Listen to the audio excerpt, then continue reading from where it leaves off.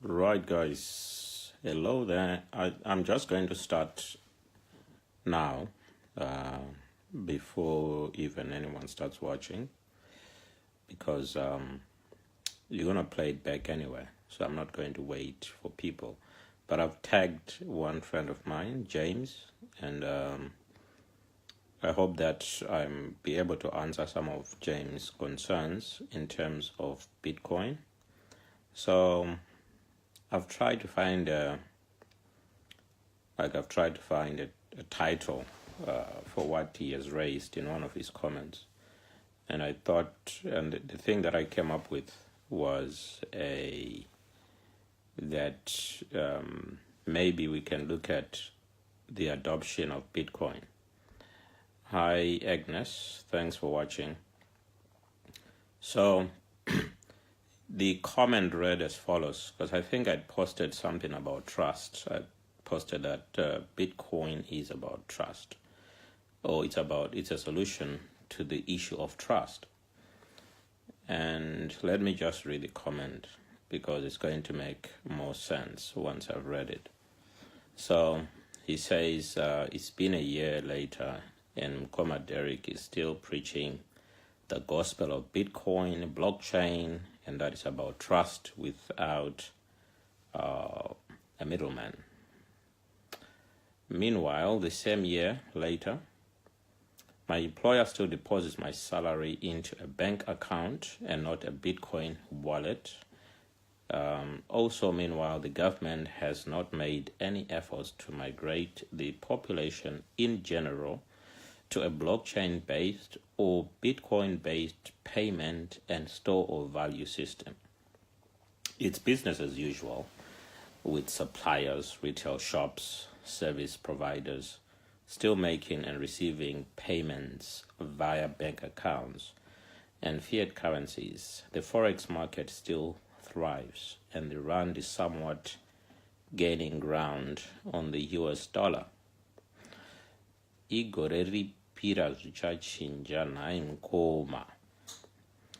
Okay, so in response to that, I thought I'll make a video comment instead of making a comment right where that thread was.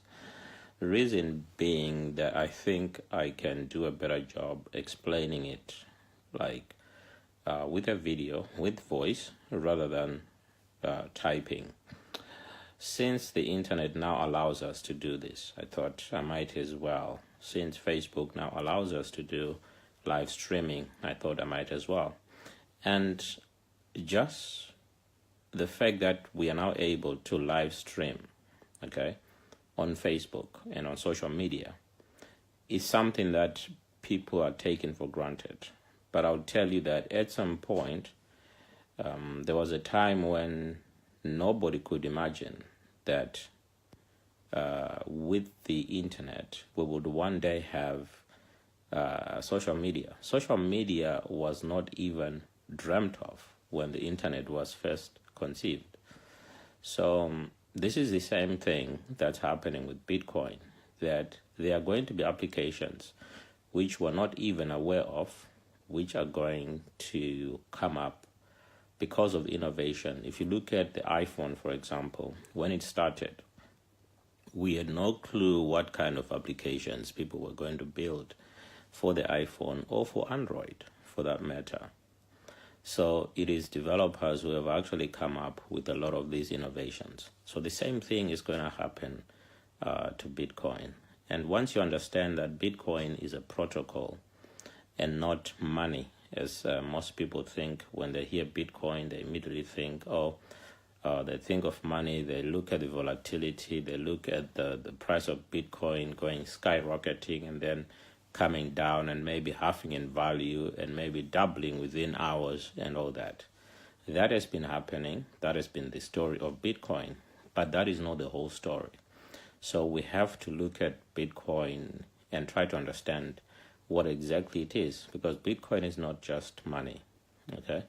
So you say it's been a year later and still I'm preaching Bitcoin, blockchain, and actually I don't think I've been doing enough preaching. I don't think I've been doing enough teaching of what Bitcoin and the blockchain actually is. it's mostly about decentralization, and I'm going to touch on a little bit of decentralization and what it means. So Bitcoin, when people hear Bitcoin, obviously they think of money, but Bitcoin is actually a protocol. So a protocol is just a set of rules which govern how transactions are conducted, or how things are carried out within the ecosystem. If you look at the internet is a perfect example of what Bitcoin is, because the internet is also a protocol. The internet is also a way in which information can be passed around on the network. Okay, so that's what the internet is. What is Bitcoin? Bitcoin is an improvement on the internet. What is the problem with the internet? The problem with the internet is that it did not. It opened up a way for people to pass information around, but at the same time, it exposed a lot of people. It exposed all of us to issues of privacy and stuff like that, and also to issues of trust, because it is difficult for us to trust someone or to trust transactions which are taking place on the internet. In fact, as we speak, or as I speak, there are people who still cannot use their phone to make mobile payments. Okay, they are still skeptical about the actual internet platform itself. So you're always going to have people who want to stick to the old ways of doing things. But what Bitcoin is doing is that it's solving some of the problems. And the problem now is that even some of those problems that Bitcoin is solving, people don't realize they have a problem. For example, we think it's normal or it's standard practice that a check should take 3 to 7 working days. Okay, there is no reason why that should be happening. Okay, the only reason it happens is because there is not trust in the system. So they try to avoid the double spend problem, which means that if I have, say, £100 in my bank account, or $100, and I write 3 checks of $100 each, if they are cashed at the same time, okay, you might find that the bank honors those 3 checks. Then after honoring the 3 checks, $300 has come out of the account, but there's only $100. So it's called the double spend, or it means that you can spend the same amount of money twice. And to avoid that, the bank has introduced these delays in the system, okay, to cater for, or to just to stop a double spend problem happening. Okay, so Bitcoin is a protocol, and it's just like the internet is a protocol. But the difference between Bitcoin, the protocol, and the internet protocol is that Bitcoin has got trust embedded within its architecture, okay, because it's decentralized, and because it's a blockchain, and because each block has got all the information from the previous block. And if you try to change a block, it's going to cost you a lot of money to change that one block. It's going to cost you a lot of money, and because you need to use a lot of energy. And also you will need consensus from all the Bitcoin nodes which are on the network. So everyone will need to agree to the fact that you're going to make a change, and it's going to cost you. So that alone makes it a system which is difficult for anyone to try to manipulate. It becomes very expensive to manipulate it. So what is the blockchain? It's just a public ledger. It's just a spreadsheet. Okay, but it's a spreadsheet which is different from, say, Excel or numbers or any other spreadsheet, because it's a spreadsheet which has got encryption embedded within it. So it's difficult to change, to manipulate. And you can manipulate Excel, the normal Excel. You can manipulate the normal any other normal spreadsheet, but you cannot manipulate the blockchain spreadsheet. So that's what it is. And some people think that the blockchain is the technology behind Bitcoin, but it's not. It's not the technology behind Bitcoin. Bitcoin is a protocol. The blockchain is just a public record, a public ledger of the transactions which are taking place. And that's what the blockchain actually is. So it's not the technology behind it. So what's the technology behind Bitcoin? Bitcoin is the actual technology. The entire infrastructure underlying Bitcoin is the technology. The applications which the Bitcoin is coming up with is part of that infrastructure, is part of Bitcoin. So I've said that a lot of people, they focus on cryptocurrency, on the cryptocurrency part of Bitcoin, as if it was the whole thing. But the cryptocurrency, or the Bitcoin that has got the price fluctuations, okay, that is just a tiny percentage. That is just an application. In fact, it's just the first application of Bitcoin, the protocol. So Bitcoin, the cryptocurrency, is just the first application and the most prominent of Bitcoin, the protocol. Okay, so that's all it is. It's just an application in banking. That's what Bitcoin, the cryptocurrency, is. And there are other cryptocurrencies besides Bitcoin, the cryptocurrency. So we've got to be clear on that. Then it's not just about Bitcoin, is not just about money, it's not just about the blockchain, but there are other applications. And these applications are due to something that we call the tokenization of value. So social media applications are coming up with applications like Rise, R-I-Z-E, which is live streaming. Okay, it's a live streaming based on a blockchain, which means that it tokenizes the value that you bring to the network by taking part in it. So I take part in Facebook live streaming. If Facebook was tokenizing this, it means that I would get some kind of a token, some kind of value, which can then be converted into a cryptocurrency, which can then be converted into fiat currencies.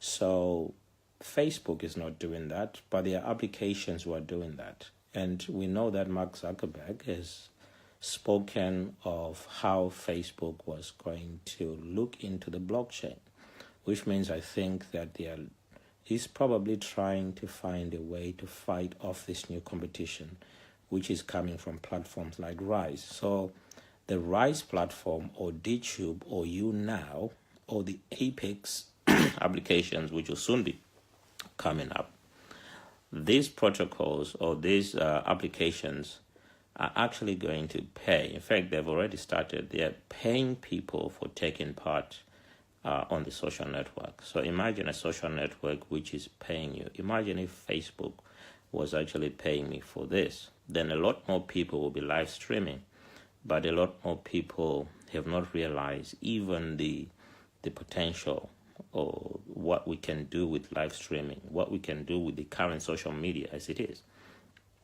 And if it's something that you want, if you want to use social media, like if you want to be on Rise, if you want to be on DTube, if you want to use Steemit, for example, this is the perfect training ground, so that when the time comes and you realize that you can actually get paid for your time, and this is what social media is doing. Facebook makes a lot of money by just us taking part in it. So us taking part on Facebook, it means Facebook, the value of Facebook is going up in terms of what the investor is thinking. So investors are putting more money into Facebook because you and me are doing live streaming, because you and me are discussing and spending the whole day, okay, discussing topics on Facebook. So it means that we are a breeding ground for advertisers. It means they can sell us stuff because we are there. Okay, we are like a marketplace. Even Facebook has got a marketplace now, like an eBay, where you can post things, where you can sell your stuff, or you can buy stuff from your friends or from anyone on Facebook who is advertising. So we have the APICS, APPICS, and I'll be looking at their white papers and going through them one at a time, just so people can realize how broad this Bitcoin universe is. The Bitcoin is a universe. It's not just money. It's not just Bitcoin, the cryptocurrency. It's a lot. Okay. We also have Steemit, STEEMIT, which is actually a platform for blogging. Okay, you can post your text, you can post a video on it, and you can also do live streaming. Now, it is also based on a blockchain. It is also paying people for participating. It is paying people for liking. So if you like this video right now, if it was on Steemit, I would be getting paid. But because it's on Facebook, it is Facebook which is getting paid. And who is paying Facebook? The people that are investing in Facebook, the people who buy shares in Facebook, are buying shares because they know that Facebook is coming up with all sorts of interesting functionalities or applications like this video streaming. Okay, it's something which has already raised the value of Facebook. Okay, that's why they have included it on Facebook. Okay, so Bitcoin has applications in banking. Bitcoin has applications in agriculture. Bitcoin has applications in law. Bitcoin has applications in governance. Bitcoin has applications in even voting. In fact, Russia's 2018 election is going to involve Bitcoin at some level, the blockchain, where the blockchain is going to maintain the integrity of some of the information which they are collecting during, I think, the exit polls or something like that. Okay, they are going to be put on a blockchain so that the integrity of the results can be maintained. Okay, and so there's a lot of applications which are based on the blockchain, which are based on Bitcoin, which are outside money. Okay, which have been, which people are coming up with, just like with the internet. People came up with so many applications because the internet enabled that, because they understood the protocol, because they understand the rules. They're playing within the internet rules and were able to come up with websites, were able to come up with video streaming, and everything that we can now do on the internet is because we understand the protocol. Then when it comes to the applications like in banking, we have obviously Bitcoin, the cryptocurrency, but we have anything where record keeping is taking place, the blockchain can be applied, because the blockchain is a more authentic way of recording the data, because it cannot be manipulated. Okay, so we're removing the central authority, which is government, from handling some of these applications, some of this record keeping, so that it's more authentic. Okay, and that's what the blockchain is doing. Right, so he also says that his employer still deposits salary into his bank account. I'll tell you that right now, there's a Japanese company which has given its employees the option to receive some of their salary in Bitcoin. So while your company is not giving you Bitcoins, a Japanese company is already doing that. Then if you look at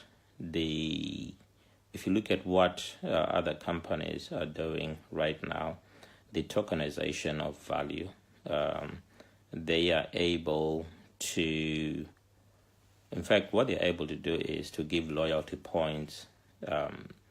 so that you can convert those into real cash. So that's just an introduction of what could happen if companies started tokenizing some of the participation that you are doing on while you shop with them. Okay, so adoption is still very low for Bitcoin, and I admit that. But adoption for fiat currency took over 400 years. It took over 400 years for people to accept that the gold and the minerals they were using for trade were suddenly a piece of paper called paper money or called fiat currency. So fiat currency has not always been there. And we have to look at Bitcoin as the evolution of money. So Bitcoin is the culmination of centuries of trying to come up with a way in which we can talk about value and we can trade value. And what Bitcoin has done is it has enabled us to be able to do that without having to trust the other person. It used to be that you needed to trust. And this is where, when you look at what we used to have as societies, we used to have small villages. And in these small villages, it was easy to trust everyone in the village. It was easy to know who to trade with. Okay, you could give somebody a product and then expect payment at some point. Okay, there was a level of trust because everything was sort of decentralized. Then when we came up with cities and we started meeting strangers, it became very difficult for people to trust strangers. So we came up with a system called paper money, which was part of it. And also we came up with institutions of trust like banks, because you could go to a bank, deposit money, and your friend could go to the same bank and withdraw that money. So this is what we had. We had to build institutions of trust. So if you look at churches, if you look at banks, if you look at governments, all these institutions were institutions or are still institutions of trust. But what has happened now, if you look at what happened in 2008, we had a problem because those institutions of trust have betrayed our confidence. So we are no longer as confident with banks as we used to, because those same banks have betrayed people. If you look at Zimbabwe, for example, in 2008, 2009, people just lost their savings. I know relatives who had kept money, who had been saving money with the post office savings bank for years. Every month they would put money aside for retirement and also just so that they could live for their families when they passed on. And this money just disappeared. And we know what happened. Money just disappeared from bank accounts.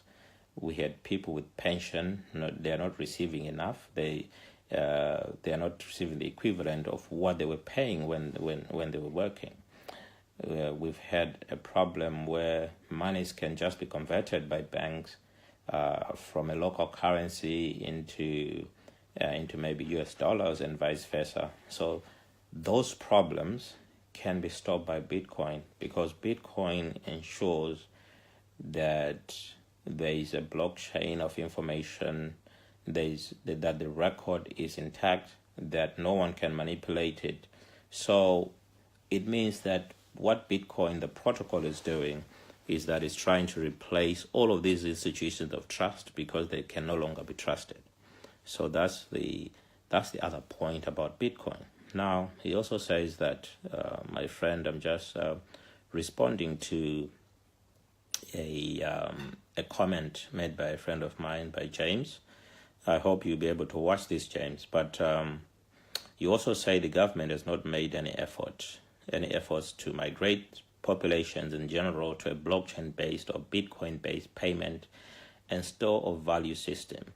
Now, you'll be interested to know that Venezuela has introduced a cryptocurrency called the petrol. Okay, my network had gone down a little there, but I'm back. So I was just talking about Venezuela having introduced the petro. The petro is a cryptocurrency introduced by a country. So this is the first cryptocurrency which has been introduced by a country. We could call it a national cryptocurrency. And I have my own reservations about this cryptocurrency, this petro. It is pegged to the price of oil. Venezuela has got a lot of oil. I think they are the top producer of oil. And so they have pegged the price of their petrol to the price of a gallon of crude oil or something like that. The problem for me with that is that it is a cryptocurrency which is not decentralized because it's controlled by a nation state. And so it's like the same governments which have failed to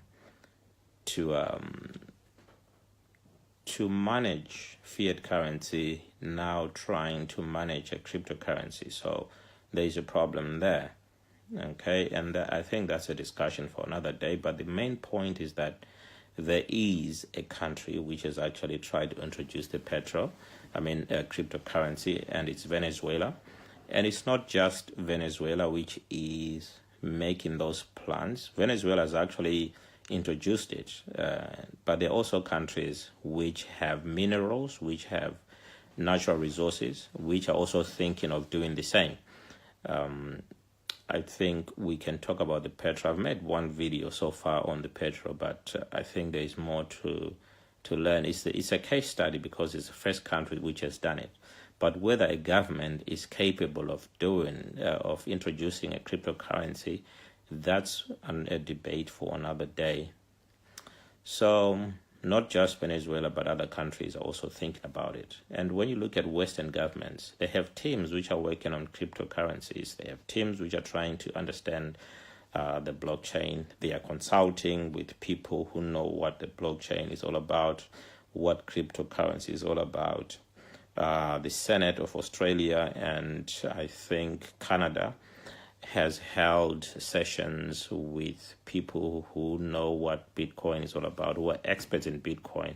They've asked them questions. Some states in the United States are actually collecting their taxes in Bitcoin. They allow people to pay their taxes in Bitcoin. And they are a lot of things happening, a lot of experiments being done. And by the way, Bitcoin is not just for government to introduce. They can use the blockchain for things like the land registry, like what the UK has done. The UK has actually put the land registry on a blockchain, okay? And I'll do a video to explain what exactly they've done. But they've actually done that. They've actually taken they've actually put the land registry on the blockchain, which means that it becomes immutable. It becomes difficult for anyone to change the records. Then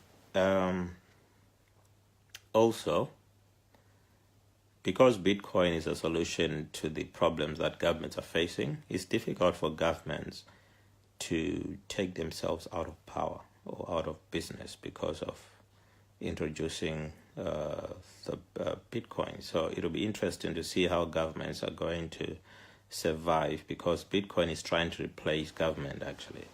So then, James, you say it's business as usual with suppliers, retail shops, service providers who are still making.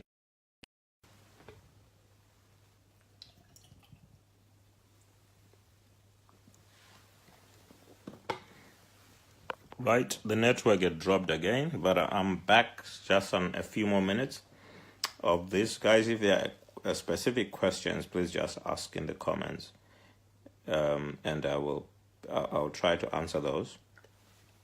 So you talk about suppliers, retail shops, service providers who are still making and receiving payments via bank accounts and fiat currencies.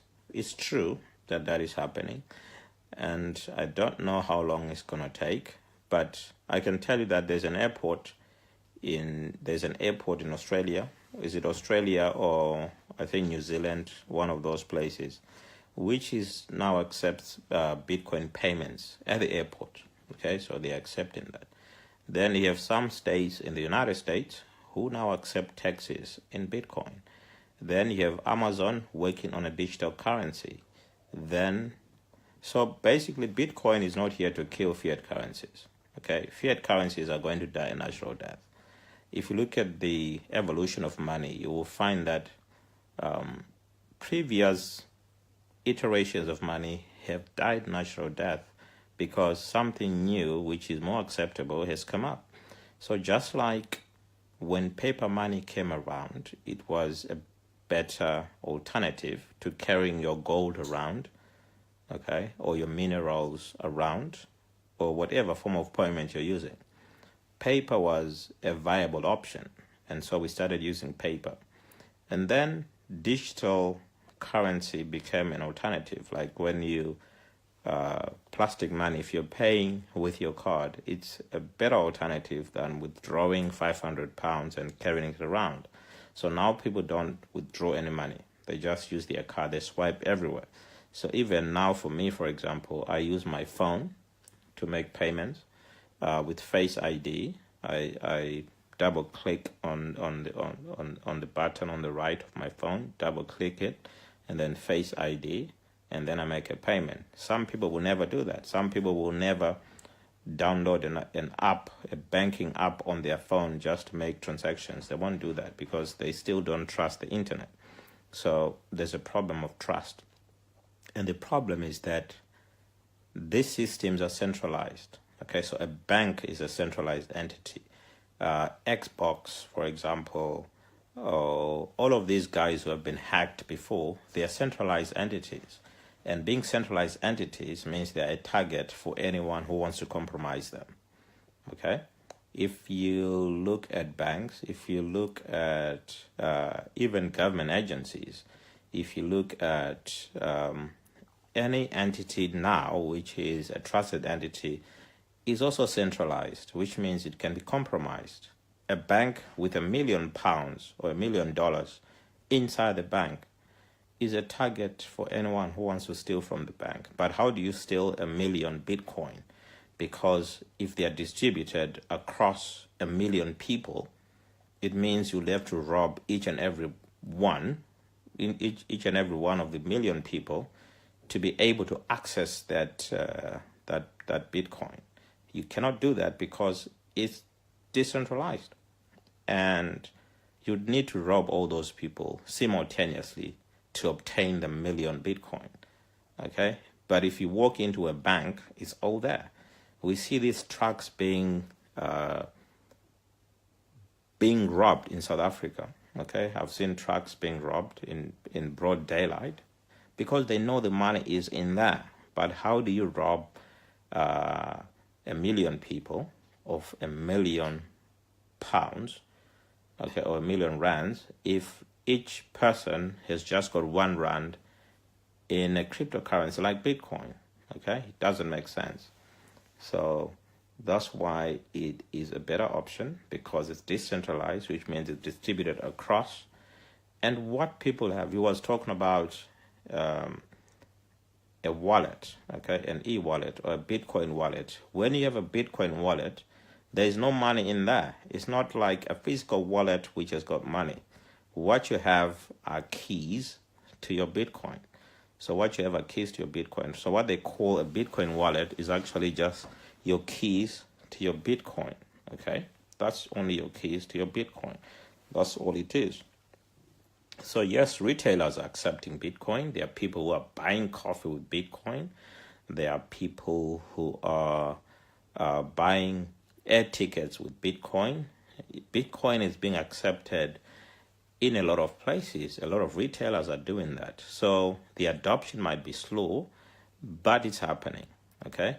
People are sending money via Bitcoin. People are buying coffee via Bitcoin. People are paying for services via Bitcoin. So it's not yet widespread. The adoption is still very slow, but it's coming up bit by bit. Okay. So thank you guys for watching. I've come to the end of what I think was an answer to the question which was posed by my friend James, and I decided to make a video comment. I don't know how long I've been here, but I've tried to cover as many of the points that he has raised as possible. And I think that it's important that we have this discussion about Bitcoin, because other countries are having a discussion on Bitcoin. They're having a discussion. And I think one of the problems we still don't have our own currency is because we still don't understand even fiat currency itself. Okay, we don't have our own currency, and it doesn't make sense that we can't even come up. We don't even know how to make our own money. So that's the first thing we should do. But while we're doing that, we at least need to understand where money is going as a value system. Okay, where is it going? It's going towards crypto. It's going towards tokenization. Everything is tokenized. Your value as an individual is being unlocked. So there's a lot of value that we can unlock with Bitcoin, but only if we understand it, not as a new form of money, but as a protocol in which money, cryptocurrency, is just one of the applications. And at the moment is the biggest part, but we could get to a point where the other applications have grown so much that Bitcoin as a cryptocurrency is not as big as it is now. Now it is the biggest because it was the first, and because there's a demand for it. There are people buying it. The reason the price of Bitcoin keeps going up, okay, is because there's a demand for it. So thank you guys for watching. Thank you, Wiseman, Dr. Wiseman. Thank you, Caston. Thank you, Mukoma Henry. Thank you, Martin. Thank you, Patrick. Thank you, Dion. And thank you, Agnes, for watching. I will be back with another video just to clarify. Maybe there are questions concerning some of the things I've said here. Please just ask, and then I'll make another video.